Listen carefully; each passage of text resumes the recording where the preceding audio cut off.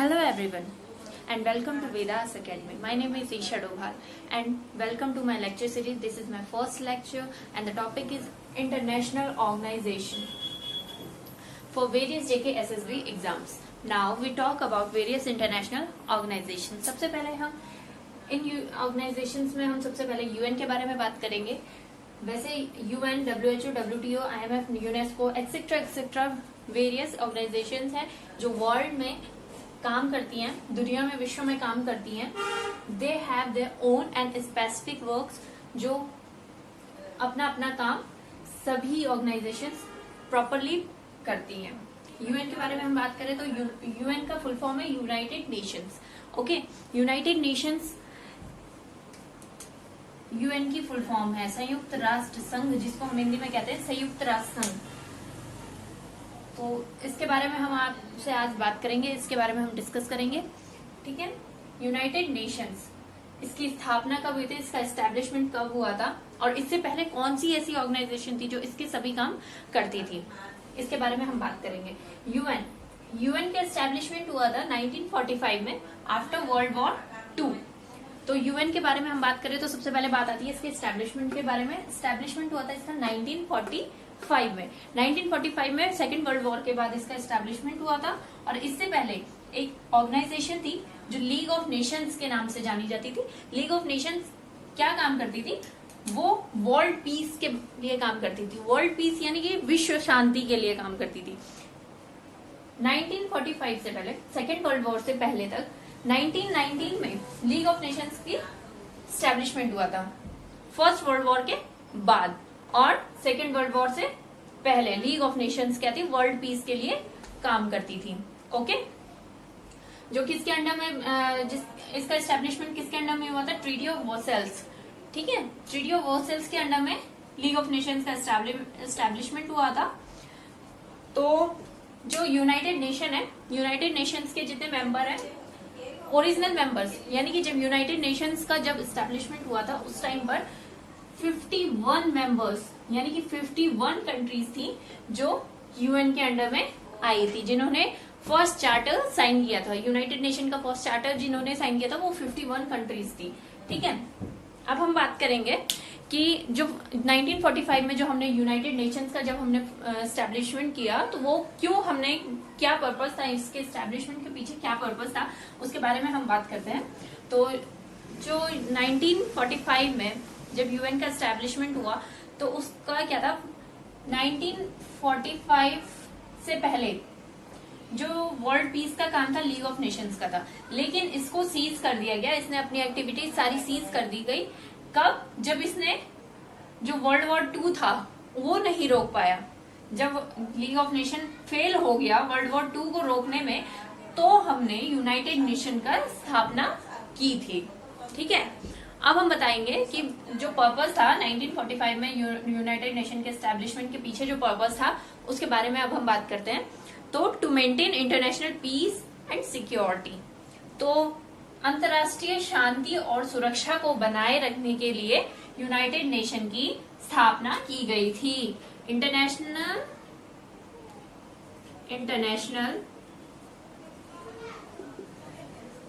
Piece and security, peace and security. Okay, अंतर्राष्ट्रीय शांति एवं सुरक्षा को बनाए रखने के लिए, ये पर्पस है इसके कि जो हमने इसका एस्टेब्लिशमेंट किया है यूएन का, वो क्यों किया है. तो फर्स्ट पर्पस है इसका international peace and security maintain करने के लिए. ठीक है, अब नेक्स्ट इसका क्या है, नेक्स्ट था to promote economic and social development. Okay, इस सेकेंड जो इसका पर्पस है वो क्या है, इकोनॉमिक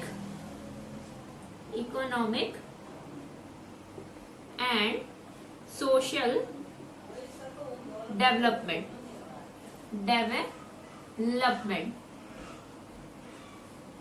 ठीक है, इकोनॉमिक एंड सोशल डेवलपमेंट को प्रमोट करने के लिए, मतलब अंतरराष्ट्रीय शांति और सुरक्षा इसका पहला पर्पस था और सामाजिक और आर्थिक विकास इसका दूसरा पर्पस था.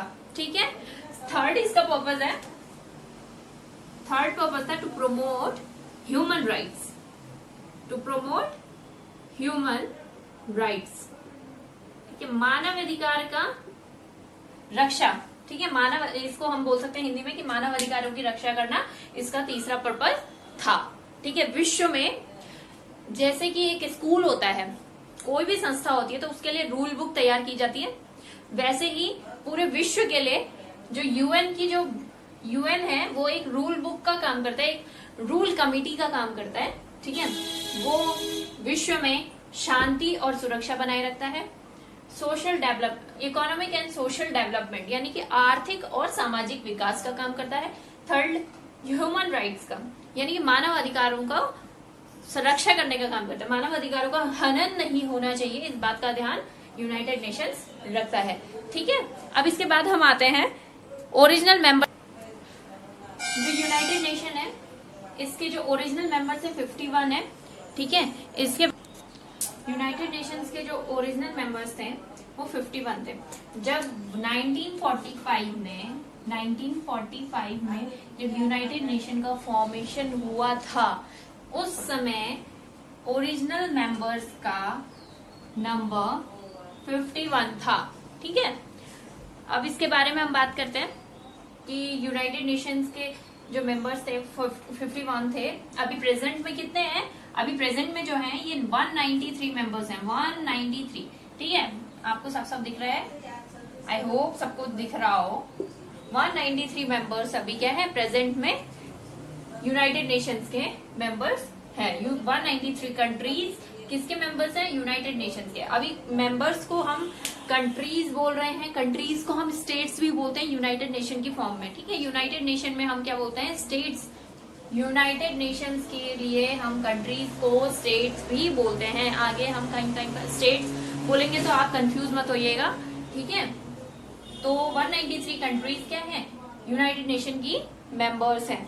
अभी हम बात करते हैं लेटेस्ट में। अब एक क्वेश्चन यहाँ पर क्या बनता है, 193 है, अभी लेटेस्ट जो यहाँ पर ज्वाइन हुआ है, लेटेस्ट मेंबर जो है यूनाइटेड नेशन का, जो लेटेस्ट मेंबर है वो क्या है? साउथ सुडान है। कौन है? साउथ सुडान, ठीक है। साउथ सुडान एक कंट्री है अफ्रीका की, साउथ सुडान, ठीक है। साउथ सुडान अफ्रीका की कंट्री है जो कब इसमें ऐड हुई है? लेटेस्ट एडिशन है ये यूनाइटेड नेशन का। ये आपका क्वेश्चन बन सकता है किसी भी एग्जाम में आपके। लेटेस्ट एडिशन था आपका साउथ सुडान। 2011 में इसको यूनाइटेड नेशन में ऐड किया गया था और जुलाई 2011 में इसको ऐड किया गया था। और ये किसकी कंट्री है? साउथ अफ्रीका की कंट्री। अफ्रीका में ये साउथ सुडान आता है, ठीक है। ये याद रखिएगा आप लोग, क्योंकि इससे रिलेटेड क्वेश्चन बन सकता है कि लेटेस्ट एडिशन कौन सी कंट्री है, ठीक है। ये आपका क्वेश्चन बन सकता है। नेक्स्ट इसके बारे में क्वेश्चन बनता है यूनाइटेड नेशन के बारे में कि इसका हेडक्वार्टर कहाँ है। अब इसका हेडक्वार्टर कहाँ है? इसका हेडक्वार्टर है आपका न्यूयॉर्क में, ठीक है। न्यूयॉर्क है यूएसए में, न्यूयॉर्क, ठीक है। न्यूयॉर्क यूएसए, ठीक है। अब इसमें हमने क्या बात की? यूनाइटेड नेशन 1945 में ओरिजिनल मेंबर्स कितने थे? 51 मेंबर्स थे। प्रेजेंट में कितने? 193 मेंबर्स हैं, ठीक है। 193 कंट्रीज हैं जो यूनाइटेड नेशन की मेंबर्स हैं, ठीक है। लेटेस्ट साउथ सुडान इसमें एडिशन हुआ है, लेटेस्ट एडिशन है साउथ सुडान, जो कब ऐड हुआ है? 2011 में, जुलाई में। और एक और चीज है यहाँ पर कि साउथ सुडान का फॉर्मेशन, यानी कि साउथ सुडान एक कंट्री कब बना था? 2011 में ही ये एक कंट्री बनी थी और उसी ईयर ये यूनाइटेड नेशन में भी ऐड हो गया है, ठीक है। ये बात आप लोग ध्यान रखेंगे, ये नोट करने लायक है कि साउथ सुडान 2011 में ही फॉर्म हुआ था और 11 में ही यूनाइटेड नेशन का पार्ट हो गया था, ठीक है। और इसका हेडक्वार्टर कहाँ है? न्यूयॉर्क में इसका हेडक्वार्टर है। न्यूयॉर्क यूएसए में यूनाइटेड नेशंस का हेडक्वार्टर है। अब ये इसके बारे में बात हो गई। अब हम बात करते हैं कुछ पॉइंट्स इसके बारे में हम बात करते हैं। सबसे पहला पॉइंट है कि वर्ल्ड वॉर 2 हुआ था, ठीक है। वर्ल्ड वॉर के बाद जितने भी विश्व के जितने भी देश थे वो सब क्या हो गए थे, तबाह हो गए थे। एक तरीके से उस टाइम पे त्रासदी जैसे बोलते हैं, क्योंकि कई लोग मर गए थे, खाने पीने की हमको मतलब भुखमरी सी एक आ गई थी, हमारी इकोनॉमिक कंडीशन बहुत खराब हो गई थी, पूरे विश्व की, हमारी बोले तो पूरे विश्व की इकोनॉमिक कंडीशन बहुत खराब हो गई थी। कई सारी लोगों की मौत हो गई थी उस वक्त, युद्ध के वक्त में, विश्व युद्ध के टाइम पर। तो उसके बाद क्या हो गया था, सारा विश्व बहुत ही ऐसी स्थिति से गुजर रहा था जिसके बारे में सोचना थोड़ा सा अभी इस वक्त में मुश्किल है। और सोचना आफ्टर वर्ल्ड वॉर 2 तो विश्व क्या चाहता था, शांति, ठीक है, world peace and security, wanted world peace, ठीक है। जो वर्ल्ड है, जो विश्व है, वो क्या चाहता था उस टाइम पे 1945 के टाइम पर, क्या चाहता था, शांति चाहता था, विश्व शांति चाहता था, ठीक है, क्योंकि सब कुछ तहस नहस हो चुका था, सब कुछ इधर उधर सब हाहाकार मचा हुआ था। तो इस वजह से क्या चाहता था, विश्व क्या चाहता था, शांति चाहता था। तो जिस वजह से यूनाइटेड नेशन की फॉर्मेशन हुई थी। तो क्या हुआ था, 50 कंट्रीज, तो 50 कंट्रीज जो थी वो एक साथ इकट्ठा हुई थी, ठीक है, 50 कंट्रीज, ठीक है, 50 कंट्रीज थी जो इकट्ठा हुई थी साथ में, ठीक है। अब हम बात करते हैं 50 कंट्रीज कहाँ इकट्ठा हुई थी और क्यों इकट्ठा हुई थी। अभी आप बोलोगे कि अभी तो आपने बताया था यूनाइटेड नेशन में 51 मेंबर्स है, 51 मेंबर्स हैं, इसके पीछे भी एक रीजन है, ठीक है, कि मैं 50 क्यों बोल रही हूँ, 50 क्यों बोल रही हूँ, क्योंकि जो 26 जून है उस टाइम पे क्या किया था, 50 देशों ने, 50 राष्ट्रों ने जो चार्टर था, किसका चार्टर था, नेशन, यूनाइटेड नेशन का जो चार्टर था वो साइन किया था 26 जून 1945। चार्टर को हिंदी में क्या बोलते हैं, अधिकार पत्र भी हम बोलते हैं, ठीक है, हिंदी में हमको अधिकार पत्र कहते हैं हम चार्टर को, ठीक है। तो जो इसके वर्ड हैं इनके बारे में आप ज्यादा सोचिएगा नहीं, क्योंकि ये इसकी ऑफिशियल वेबसाइट से लिए गए हैं, ठीक है, तो ऑथेंटिक है, ठीक है, तो इसलिए आप आराम से पढ़िएगा, ठीक है। तो सैन फ्रांसिस्को में इकट्ठा हुए थे, 50 कंट्रीज गैदर हुई थी, तो उन्होंने 26 जून को, अब ये एक डेट तो ये वाली हो गई, एक डेट तो हो गई ये वाली, ठीक है, 26 जून, और एक डेट हो गई 24 अक्टूबर। ईयर सेम रहेगा, हाँ, ये याद रखना, ईयर दोनों में सेम है, एक है 26 जून, एक है 24 अक्टूबर। अब 26 जून को क्या हुआ था, चार्टर साइन हुआ था, और 24 अक्टूबर को क्या हुआ था, इनफोर्स, जो चार्टर था केम इनटू द फोर्स, यानी कि एग्जिस्टेंस, इसका यूएन का ऑफिशियली एग्जिस्टेंस कब हुआ था, 24 अक्टूबर को इसका ऑफिशियल एग्जिस्टेंस आया था, ठीक है, मतलब ये अपने वर्क में, अपने फोर्स में ये कब आया था, 24 अक्टूबर, ठीक है, ईयर सेम रहेगा 1945, ओके। अब मैंने बोला था आपको कि 51 मेंबर्स हैं इसके, ओरिजिनल मेंबर्स 51, लेकिन आई कितनी कंट्रीज, 50 कंट्रीज। एक राष्ट्र, एक कंट्री, एक कंट्री ऐसा था जो इसने बाद में चार्टर साइन किया था, 26 ने तो 50 कंट्रीज ने तो 26 जून को कर दिया था, लेकिन एक राष्ट्र पोलैंड, ठीक है, पोलैंड एक ऐसा राष्ट्र है जिसने चार्टर को बाद में साइन किया था, वो 26 जून को इकट्ठा नहीं हो पाया था, उसके कुछ अपने पॉलिटिकल इश्यूज थे जिस वजह से उसने बाद में चार्टर साइन किया था, ठीक है। तो आपको अगर पूछा जाए कि कौन सा राष्ट्र ऐसा है जिसने बाद में चार्टर साइन किया था, तो वो आप बोल सकते हैं पोलैंड, ठीक है। अब और कहाँ साइन हुआ था ये आप याद रखेंगे, सैन फ्रांसिस्को में साइन हुआ था, ठीक है। सैन फ्रांसिस्को एक वैसे भी फेमस जगह, तो आपको अच्छे से याद रहेगा, सैन फ्रांसिस्को में हुआ था, ठीक है। यूएन डे पूछा जाएगा आपको, यूएन डे कब मनाया जाता है, तो 24 अक्टूबर को यूएन डे मनाया जाता है, ठीक है। ईयर का वही सेम है, 26 जून को आपका चार्टर साइन हुआ था, 24 अक्टूबर को आपको जो यूएन था यानी कि यूनाइटेड नेशंस था वो ऑफिशियली एग्जिस्टेंस में आया था, 1945 सेम है, ठीक है। पोलैंड एक ऐसा राष्ट्र है जो कि जिसने चार्टर को बाद में साइन किया था, ये आप याद रखेंगे, चार्टर को हिंदी में अधिकार पत्र कहते हैं, ठीक है। अब इसके बारे में हम आगे बात करते हैं। अब इसके बाद हमारी बात आती है कि जो यूनाइटेड नेशन था इससे पहले एक जो कंट्री थी, लास्ट वाली कंट्री पोलैंड है, ठीक है, जिसने बाद में साइन किया था। इसके अलावा एक ऑर्गेनाइजेशन था जो इससे पहले 1945 से पहले क्या है, यूनाइटेड नेशन का काम करती थी, ठीक है। तो यूनाइटेड नेशन का काम इससे पहले लीग ऑफ नेशंस करते थे। मैंने ऑलरेडी आपको स्टार्टिंग में बता दिया था लीग ऑफ नेशंस के बारे में, लीग ऑफ नेशंस। ठीक है, इसका फॉर्मेशन हुआ था 1919 में। ठीक है, 1919 में इसका फॉर्मेशन हुआ था। ठीक है, ये क्या करती थी, वर्ल्ड पीस के लिए काम करती थी, विश्व शांति के लिए ये भी काम करती थी। जैसे कि यूएन काम करता है विश्व शांति और सुरक्षा के लिए, वैसे ही लीग ऑफ नेशंस भी उस समय काम करती थी 1919 में। लेकिन जब ये फेल हो गई, किस में फेल हो गई, वर्ल्ड वॉर सेकेंड को रोकने में फेल हो गई, तो उसके बाद इसने क्या किया, इसने अपना जो काम था, जितनी एक्टिविटीज थी, सब सीज कर दी। ठीक है, इसने बोला कि मैं मतलब एक तरीके से इसने अपना जो भी कार्यभार था सब कुछ खत्म कर दिया। ठीक है, काम था इसका सब कुछ इसने खत्म कर दिया। तो लीग ऑफ नेशंस, इसको हम हिंदी में बोल सकते हैं राष्ट्र संघ, राष्ट्र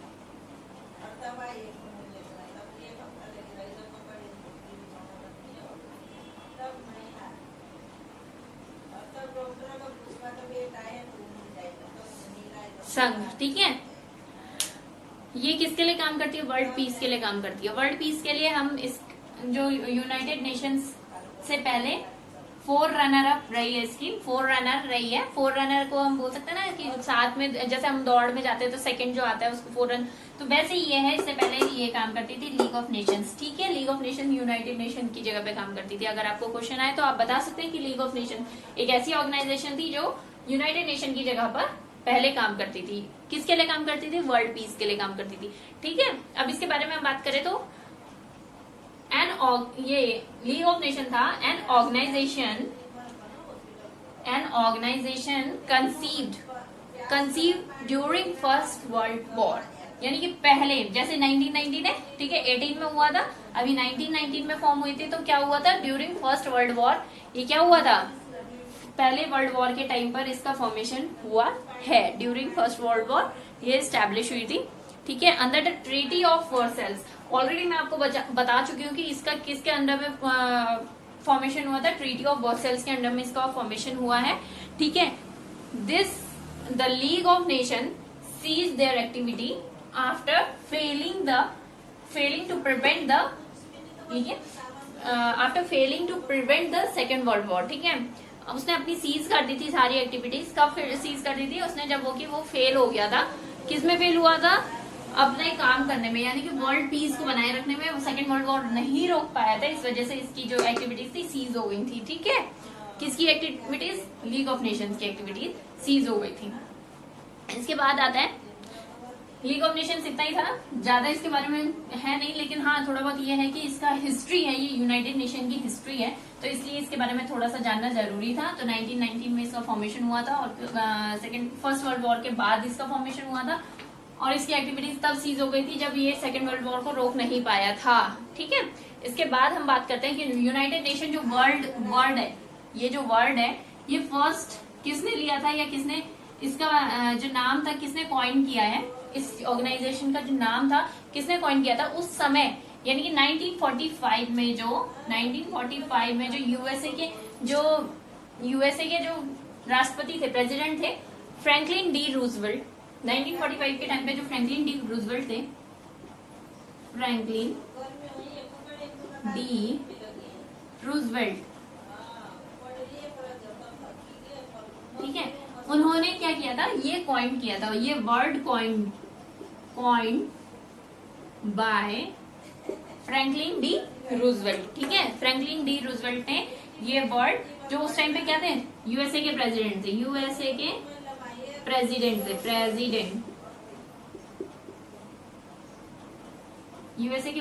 थे। ठीक है, ये आप याद रखेंगे कि यूएसए के प्रेसिडेंट फ्रैंकलिन डी रूजवेल्ट ने ये यूनाइटेड नेशन नाम कॉइन किया था। ठीक है, इसके बाद हम बोलेंगे कि सबसे पहले ये नाम तो रख लिया, लेकिन कब सबसे पहले इसको यूज में कब आया था, ये 1942 में आया था। ठीक है, यानी कि 3 साल पहले, 2.5 साल पहले ये यूज में लिया गया था। मतलब सबसे पहले नाम 1942 में जब डिक्लेरेशन तैयार हो रहा था, इसका डिक्लेरेशन हो रहा था कि हम एक ऑर्गेनाइजेशन बनाने जा रहे हैं, उससे पहले डिक्लेरेशन बनता है, किसी भी काम के करने से पहले डिक्लेरेशन बनता है, उसमें यूनाइटेड नेशन का नाम यूज किया गया था, ये नाम ये यूज किया गया था यूनाइटेड नेशन। ठीक है, अब आगे इसके बारे में बात करते हैं। 1942 यानी कि वर्ल्ड वॉर के टाइम पर, ठीक है, ड्यूरिंग वर्ल्ड वॉर, तो ये याद सेकेंड वर्ल्ड वॉर के टाइम पर ये फर्स्ट टाइम यूज किया गया था क्या, यूनाइटेड नेशंस। ठीक है, और इसके अलावा बात करेंगे तो ये डिक्लेरेशन कब बना था, 1 जनवरी 1942। ठीक है, तो 1 जन 1942 को जो डिक्लेरेशन तैयार हुआ था उसमें यूनाइटेड नेशन का नाम यूज किया गया था। तो फर्स्ट टाइम पे कब यूज किया था, 1 जन 1942 को ड्यूरिंग सेकेंड वर्ल्ड वॉर और in declaration of United Nation Organization. ठीक है, इसके बाद जो लोगो है, ठीक है, अब यूनाइटेड नेशन का लोगो आप लोग ने देखा है, जो यूनाइटेड नेशन है इसका लोगो कैसा है, एक ग्लोब है।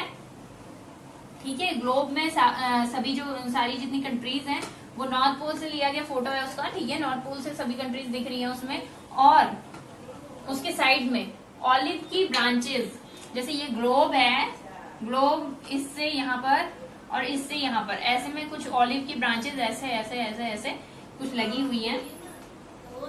आप मैं अभी यहाँ पर तो मेरे को दिखाना मुश्किल है, थोड़ा सा मैं आपको दिखा नहीं पा रही हूँ अभी यहाँ पर इसका लोगो, लेकिन आप आराम से गूगल कर सकते हैं logo of UN.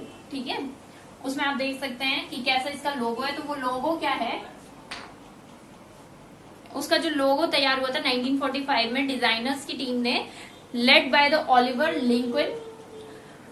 Lincoln Lundquist. ठीक है, किसने लोगो किसने तैयार किया था, टीम थी, किसकी टीम थी, डिजाइनर्स की टीम थी, ऑलिवर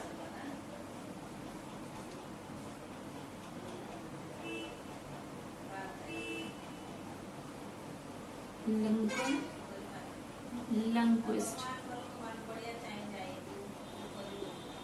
ठीक है, अब लिंकन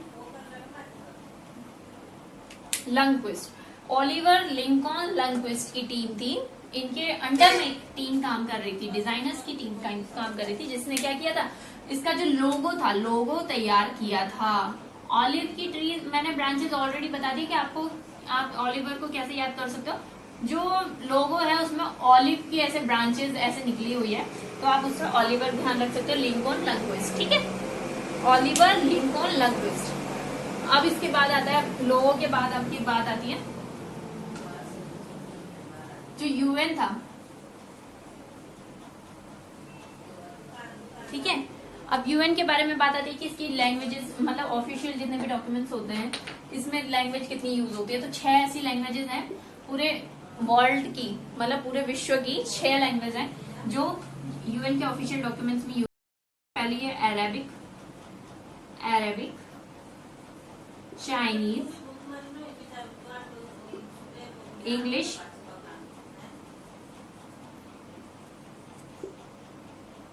फ्रेंच, स्पेनिश,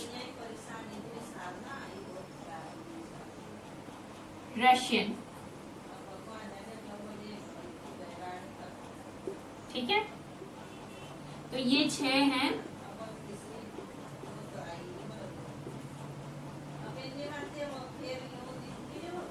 छह लैंग्वेजेस हैं जिसमें क्या है, यूनाइटेड नेशन का ऑफिशियल जितना भी काम होता है वो इन 6 लैंग्वेजेस में होता है। ठीक है, अरेबिक आप याद रख सकते हो क्योंकि मोस्टली कंट्रीज में अरेबिक कंट्रीज हैं जहां पर अरेबिक बोली जाती है। इसके बाद जो मेंबर्स है यूनाइटेड नेशन के, जो मेंबर्स है उसमें चाइनीज भी, मतलब चाइनीज कंट्रीज भी हैं, काफी ज्यादा उसमें है।